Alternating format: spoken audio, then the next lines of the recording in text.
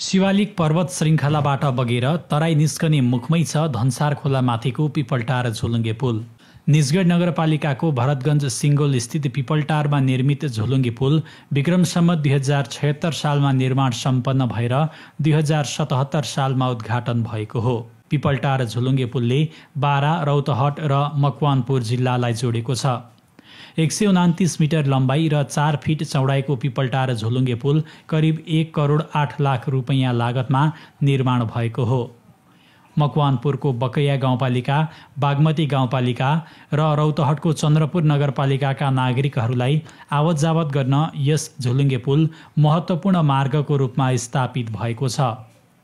बकैया गाउँपालिका र चन्द्रपुर नगरपालिकाका चुरे पहाडी क्षेत्रका स्थानीय बासिन्दाहरूको निजगढ प्रवेश गर्ने मुख्य प्रवेशद्वारको रूपमा रहेको यस झोलुङ्गे पुलले स्थानीय बासिन्दाहरूको जीवनयापनमा सहजता ल्याएको छ।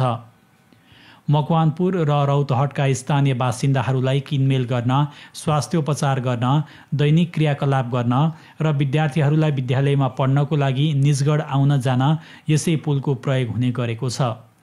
अझ बर्खायाममा धनसार खोलामा बाढी आउँदा पुलको महत्त्व झनै बढ्ने गरेको छ।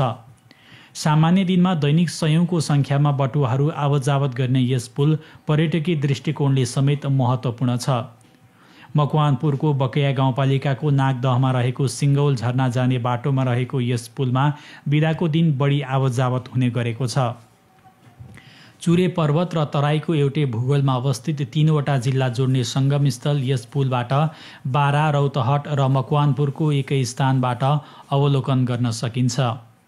स्विट्जरल्यान्डको ट्रायल ब्रिज सपोर्ट युनिट हेल्वेटासको आर्थिक सहयोगमा निर्मित पिपलटार झोलुङ्गे पुलले अहिले दैनिक सयौंको सङ्ख्यामा स्थानीय बासिन्दा र बटुवाहरूलाई योगदान दिँदै आए पनि दिन प्रतिदिन जीर्ण बन्न सक्ने अवस्थामा गइरहेको छ। झोलुङ्गे पुलको उचित संरक्षण र बेलैमा मर्मत सम्भार हुन नसक्दा पुल जीर्ण बन्न सक्ने स्थितिमा पुगेको हो। झोलुङ्गे पुलको संरक्षणमा सम्बन्धित निकायले ध्यान पुर्याए पुलले उचित मर्मत सम्भार पाउने देखिन्छ। पुलको मर्मत सम्भार र संरक्षणमा व्यवस्था गरे दुर्घटना समेत निम्तिन सक्ने अवस्था रहेको छ।